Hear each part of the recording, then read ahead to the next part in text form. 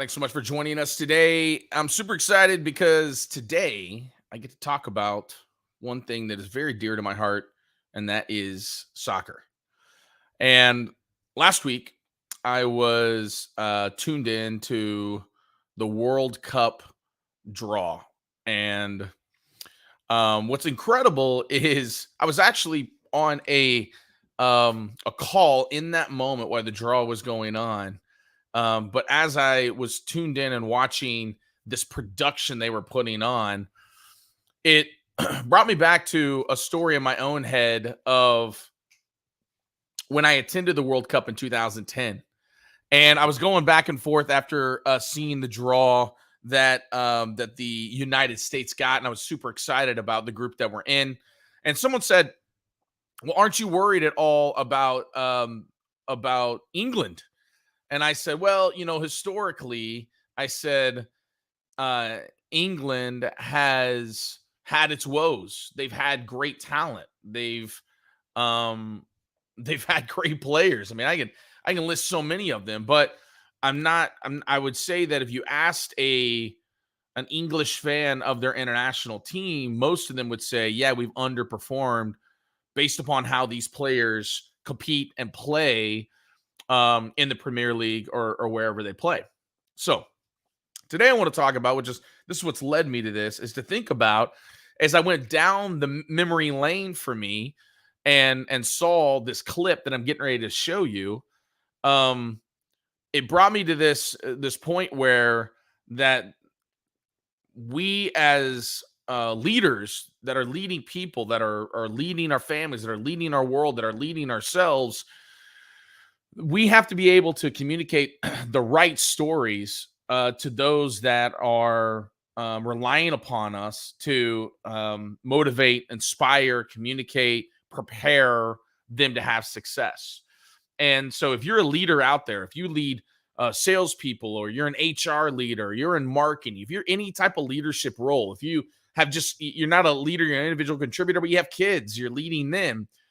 Today, we're going to talk about what are the stories that leaders need to have at all times in their backpack, ready to be able to offer and to give, and how do they um, make sure that they effectively are telling these stories in a way that actually has an impact. So we're going to watch these two clips, and then we're going to build upon them.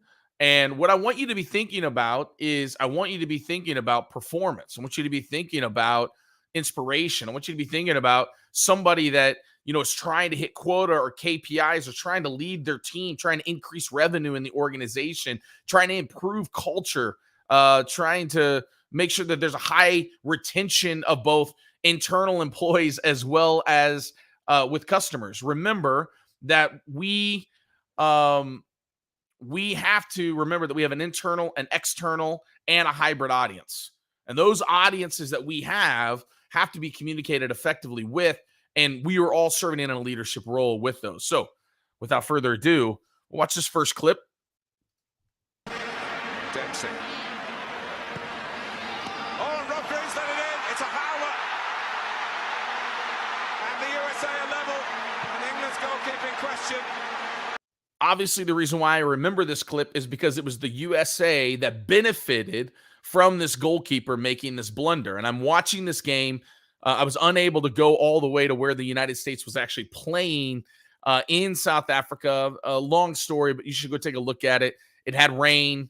It was hard to get to. They put him in an awful stadium, but it didn't matter. Clinton Dempsey hit this shot. Clinton Dempsey's from Texas here. I've met Clinton Dempsey. I've seen Clinton Dempsey at some camps and whatnot. He hits the shot, and what looks like, I used to train goalkeepers, ran a company to train goalkeepers. What looks like a very easy save, a shot hit from that far out, is a massive blunder. Let's watch it again. Has been answered the wrong way for Fabio Capello. Game. It was a great finish, but going back to Dempsey, he takes on Gerrard so well, and he just hits it. But if you buy a ticket, sometimes you win a raffle. Well, just saying, earlier today, I'm waiting on this surface when it's wet and slippery in the ball. Who's going to be the first keeper? So there's a lot of conditions, right? It's wet, it's slippery. You can hear them almost helping make an excuse there for the goalkeeper. And I've always wondered. With the clip I'm getting ready to show you now is a clip I'd never seen before. I'd always wondered, like, well, what happened? Like, how did that happen? What would he talk about? You think about historically these massive blunders that we've seen in sports and in business.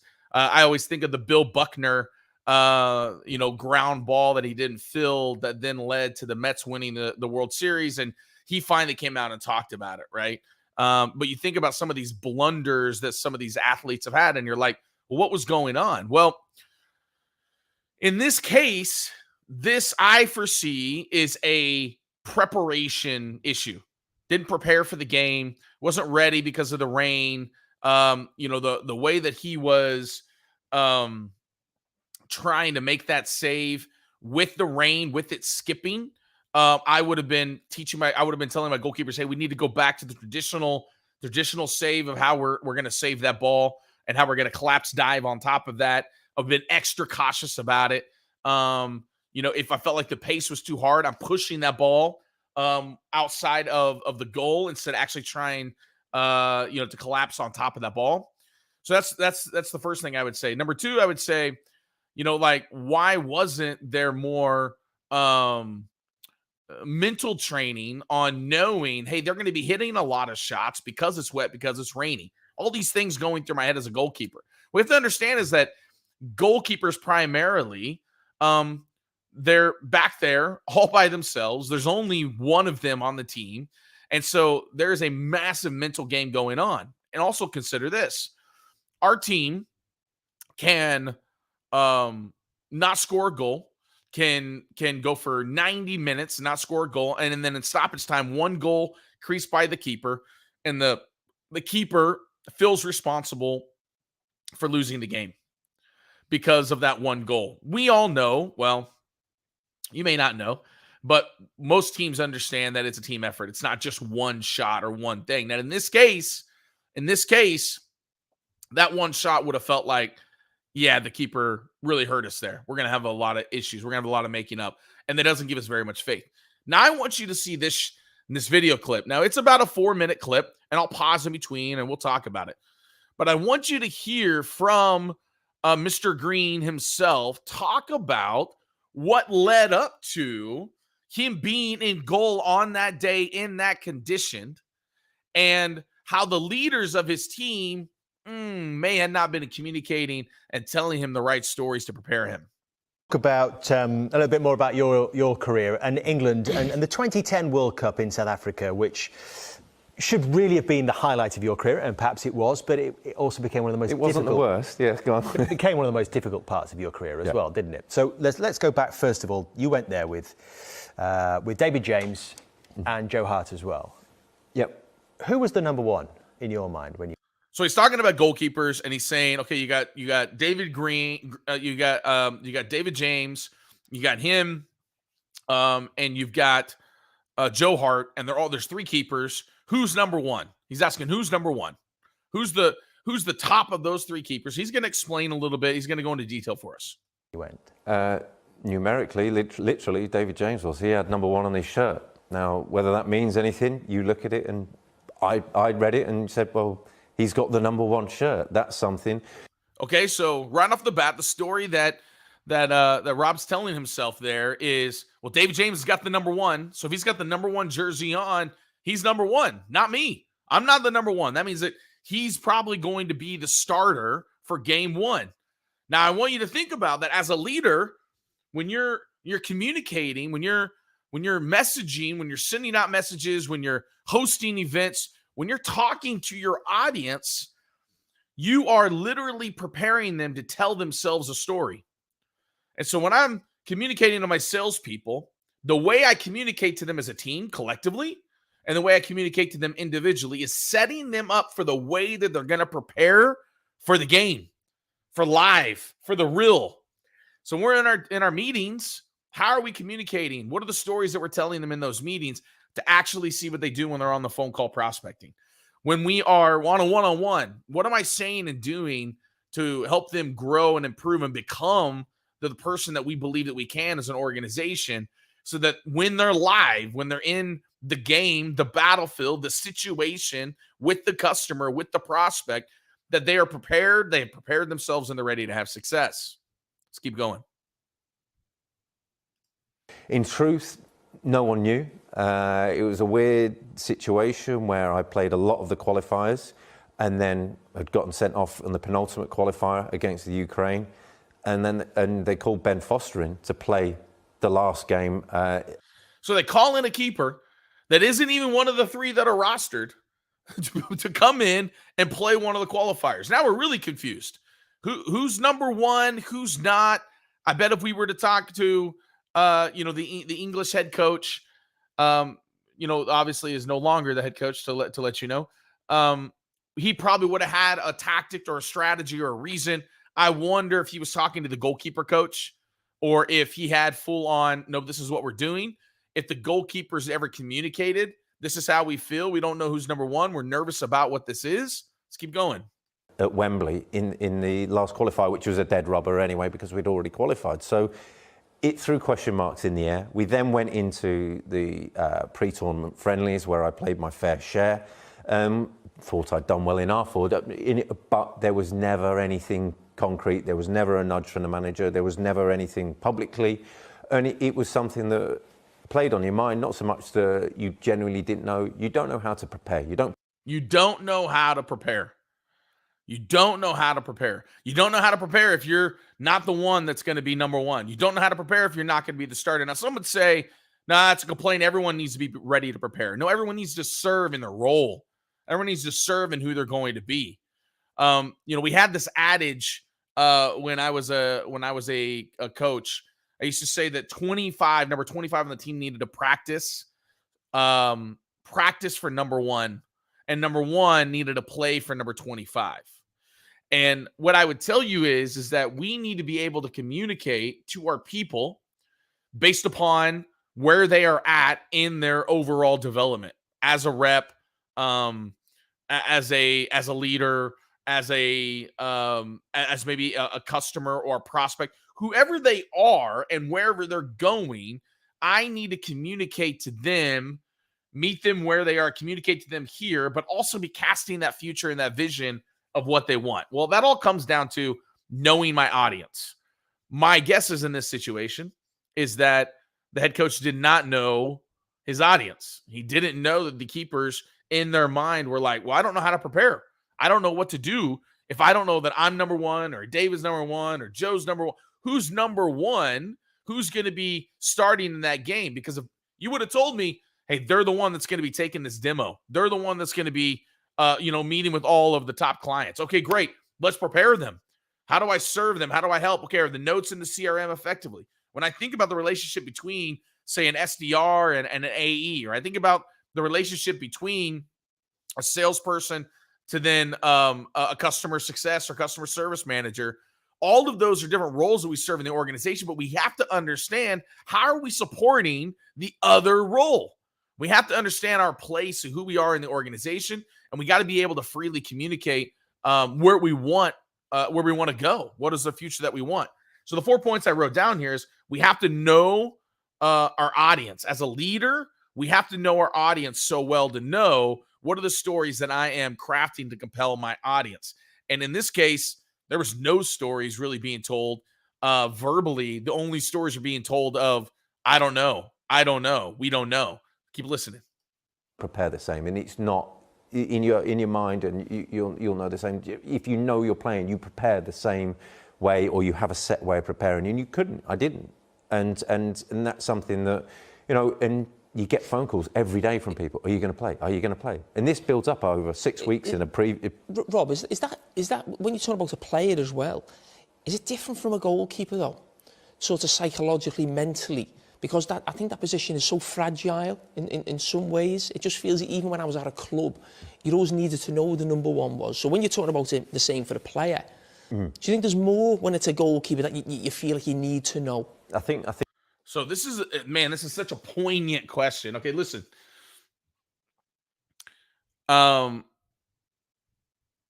You need to be thinking about your organization as what people how they're wired up, how to keep them in their sweet spot. How am I communicating to them in a way that is preparing them to have success? And then how am I communicating to everyone in the organization in a way for our organization to have success? There's got to be that customized personal as well as that global community communication. In this case, what the question was is, do you think that's even more important for your role? In this case, as goalkeeper. But when you think about in maybe a salesperson role and the type of communication that they need and the story that they need from their leader, it might be different than, say, an HR role or a service role or a technician role. It is different. Not it might be. It is different. And so we have to know that we can't just be serving up.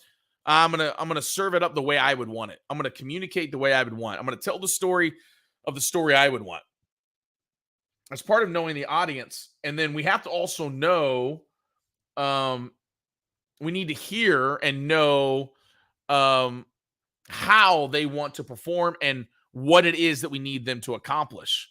So when we think about those ways, I need to hear more from my audience for them to reach their goals and to say, okay, hey, for you to reach your goals, for you to have the future that you want, now I know how I need to communicate and tell you the right stories. And you're hearing right here in this instant, this is an international top player that they were not communicated effectively in their role. And so here's what happens. Listen. I think the further you go up the pitch, the more turmoil there can be, and it be a productive thing. So if the closer you get to the goal, then unless someone's having a bad time, including centre halves, including defenders, then you keep it as steady as you can. You keep them relational. So you need to be thinking about in your organization, the closer that you get to fill in the blank, or the more insulated you get to fill in the blank, or maybe it's about control. When I get up to my C-suite leaders, because they have more control and more influence over the organization, I need to make sure that the communication and that the strategic stories that I'm telling them, that it is 100% driven by them as the audience. Because as I go further out, say, the staff that cleans our organization, that cleans the place, or maybe a 1099 contract worker, or someone that is important to the organization, but that is much easier to catch up, much easier to figure out what they want. That's basically what he's saying, is that somebody that's further up the field, that's closer to the goal, I can sub out a striker and they know what? Go score.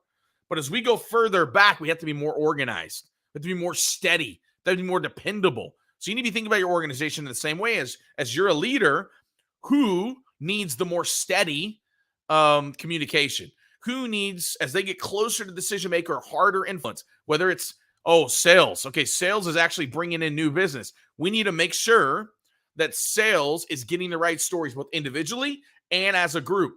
And those stories may be coming from marketing, they may be coming from leadership, they may come from the organization as a whole.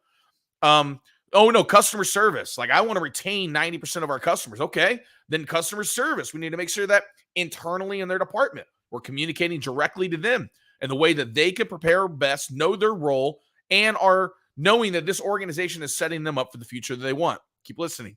So he's going to talk about now the different roles and the communication they're receiving. And you keep those partnerships, that understanding going.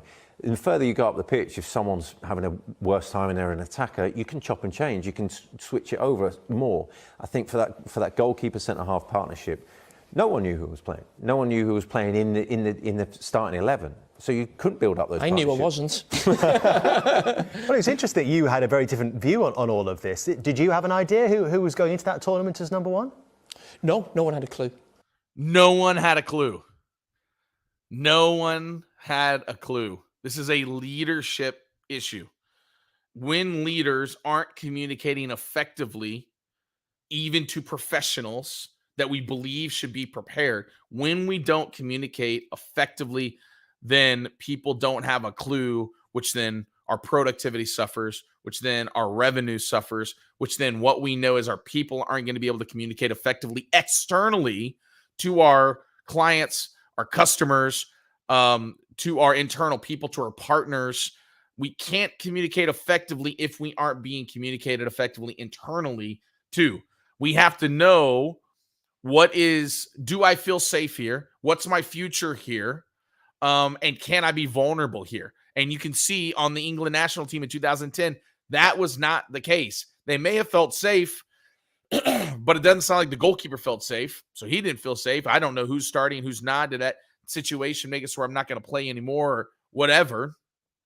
They weren't able to be vulnerable, or otherwise they would have went to the goalkeeper coach or they would have went to the head coach and said, who's playing? We need to know who's playing to be able to prepare. They're probably worried doing that. They may get cut. We're not going to put you in number one because you're so needy. You need to know. And then lastly, do they have a future here? Well, we can see that the coach himself didn't have a future there, as well as some of these players didn't have a future there afterwards. We really didn't. Oh, well, what do you think the mentality of that is from Capello? He's looking for a good reaction. He's trying to keep everybody on his toes. So this guy's nice. He's saying Capello, which is the head coach, what was he trying to do? What was his goal in not telling you the right stories, not communicating effectively with you, not giving you the messaging that you need? He's like, oh, is he trying to keep you on your toes? Was he trying to keep this happens sometimes. This happens in organizations that we have to understand as leaders, the leadership as leaders, if we don't tell them a story, they're going to make up a story on their own. Think about that. If we aren't telling them a story, they're going to come up with one on their own. Instead, we have to communicate a story that's so good, so great, so inspiring that then that person becomes a champion of that story. That story will only matter to them if I'm casting a vision for the future of the organization that I see that person is going to be a part of that future in capacity X. I mean, do you think it's fair to say there wasn't a standout keeper in terms of the three? Do you think that'd be a fair point why maybe there was that indecision from Capello? It wasn't like there was someone who was like a standout and far better than the others, I think. So he's saying, well, maybe there wasn't one that he could go to and say, you are the starter.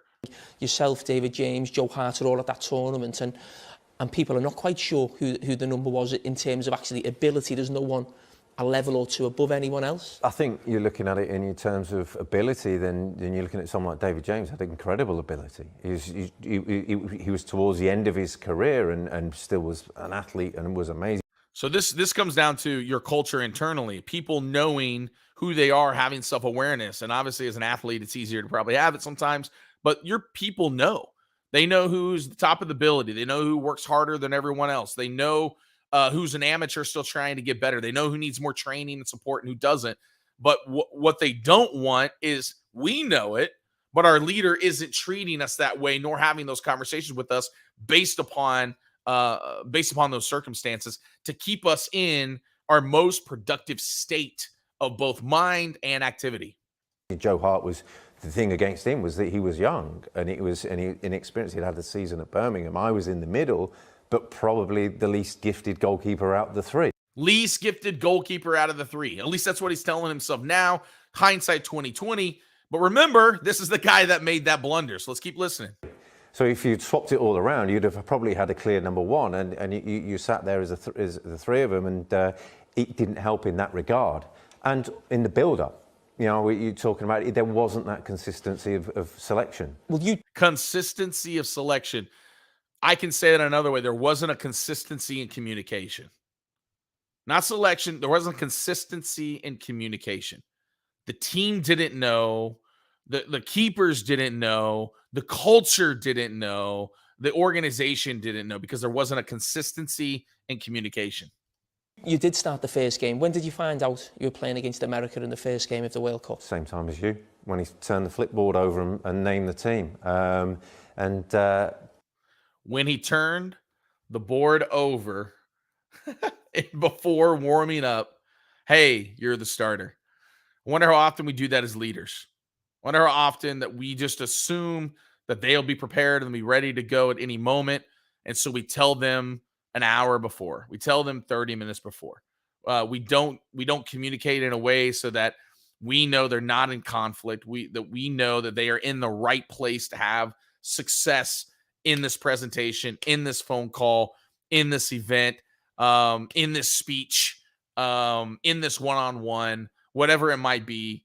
But have we communicated in a way that they're going to be prepared, that they're going to be able to be successful? That was, your brain goes into overdrive to do your preparation that probably would have been 2-3 days into. Would have been 2 to 3 days to prepare to be the starter, and instead an hour and a half. An hour and a half to prepare. Now I got to prepare an hour and a half. That what I would have done to prepare for this would have been 2 to 3 days. 2 hours. So that preparation changes entirely. So yeah, it didn't help. It doesn't take away from the mistake that happened. But you know, these are things in life that sent to test. Talk us through that moment then. That this is the elephant in the room. The elephant in the room. Okay, now he's going to talk about the save, and then we'll wrap up the call for today. Is the Clint Dempsey strike, which finds a way past you. When you look back at that moment, do you see a clear technical error on your part? Was there an interesting bounce that found its way past you? What was it for you? I think it was something that I changed over a long period of time, that to go away from the old traditional long barrier pickup on like a cricket fielder, and to go with more of a straight-legged, and you can adjust your hands more. You can go left, you can go right, you can do different things, you can come up, come down. Once you go down into that scoop, it's a very difficult one to come out of. Once I'd gone down, and I remember it now, it hit a small part of my hand up here rather than my hand down there. And that's the difference of it staying out and going in. And so those technically, I think at the time, was the right thing to do. Things have moved on, and people are doing things in different ways now. You knew straight away you'd made a big error in goal for England, and the world pretty much is watching that. How difficult were the next few minutes, the next hour, to get through that game mentally? Well, fortunately or unfortunately, I'd made mistakes previous in my career, and you work around it. And then this one happened to be in front of about 2 or 3 billion people. But it's I think what you do is you go into a process of which you do is you say, right, okay, there's my mistake, a glaring error. You're going to do 1 or 2 of them a season. 1 or 2 of them in a season. That's it as a goalkeeper. That's it as a goalkeeper. That's why you're in the Premier League. That's why you're an international goalkeeper. It's going to be another 6 months. Make sure it's another 6 months. Deal with it now. Don't make another glaring error in the next half hour, because there's only one thing worse, and that's making 2.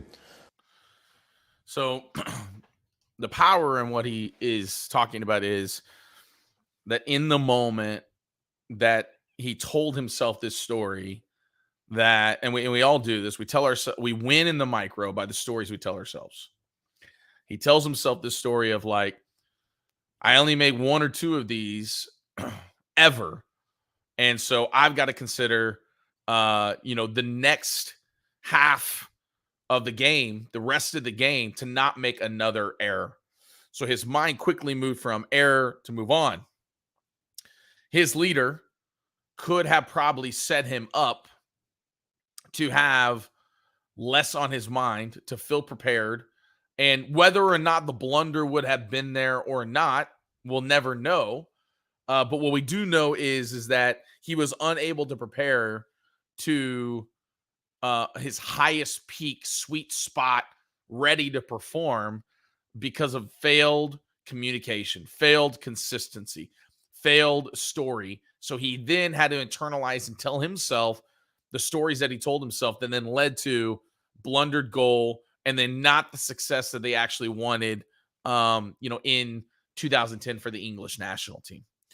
So as a leader, here's where here's what I would tell you that you need to be considering every single day. Number 1, your people are showing up every single day and they're telling themselves a story about working for your organization. They are telling themselves a story when they have success. They're telling themselves a story when they have failure. They are questioning whether they feel safe at the organization. They are questioning whether they can be vulnerable and honest about how they feel in the organization, if the culture serves them in that way. And they are questioning whether there's a future for them at the organization. They're thinking about those stories in their head on micro moments all the time. how they handle success, how they handle failure, how they handle one-on-one, how they handle not hitting quota, how they handle hitting quota and what their response is, how they interact with other people in the office. Because we have now seen a shift from work in office to maybe remote or to hybrid, subpar managers are being exposed. Subpar leaders are being exposed. That means that those that failed to communicate before but could get by because of the internal culture that was created no longer can get by. They are going to be exposed and they're going to fail. And most likely the leaders are going to say, we need to get people back into the office, which isn't the truth. The truth is they don't know how to communicate effectively in a virtual setting, through a phone, through email, through video, through these other means of communication. They don't know how to do that. They need the support of the culture and other leaders and the four walls, the espresso machine, and the 6 bean bags, and whatever else the office offers. So we have to know our audience. Number one, as a leader, you have to know your audience. If you don't know your audience, you don't know what stories, you don't know how to communicate to them. Number two, we have to know what they need in order to perform at a high level. We need to hear that from them. What do you need to perform at a high level? The way that they answer us, we need to ask secondary questions to make sure we're giving them what they need to perform. That could be tools, that could be coffee, that could be relationships, that could be better sleep, it could be a host of things, but I want to know what that is. We have to know what the future is that they desire, and then we have to either say, we believe there's even a bigger future for you, or we have to align to that future that they want. Sometimes we align first, and then we build upon the better future that is to come by developing them, by training them, by seeing them perform, by the way that they handle success, the way they handle future, the way they lead people, and the way that they are hitting goals or not. And then lastly, we have to listen to the stories that they are telling us, both verbally and non-verbally, both how they handle customers. So basically, what stories are they telling to the internal, to the external, and to the hybrid audiences? Those stories will tell us how they feel about their future here. It will answer, do they feel safe? Are they willing to be vulnerable and honest? And do they feel like they have a future here? We have to listen to their stories. We have to know the audience. We have to equip them to be able to perform at the highest level and know what that looks like. And then we have to make sure that we are aligning to the future they want and sometimes casting a better future for them. This is a perfect example in the World Cup that they had a coach, Capello, that did not do those things. England did not thrive the way they should have. And the keeper told you that the communication was not consistent and that they just didn't know. And not knowing means that other stories get planted in our heads, which means we are not going to ever perform at the highest level. I would encourage you, if you do not, to tune in here Tuesdays, Thursdays, where we talk about storytelling. We talk about how do we take an audience first approach to communication, to messaging, powered by all these great stories that we have. We have a guest on Thursdays, and then here on Tuesdays, we bring you a new topic. This week is all about stories for leaders, storytelling for leaders, and how we communicate effectively. Hope you enjoyed it. I hope you're pulling some things out to be able to use in your organization, whether you are a leader or that you're leading your prospects or you're leading your customers. You are a leader somewhere in your life. Take these stories. Think about what those micro stories are you telling your head. Remember, micro battles, the way you win or lose those will have macro outcomes. Thanks very much for tuning in. We'll see you guys on Thursday, 12:30 Central, 1:30 Eastern.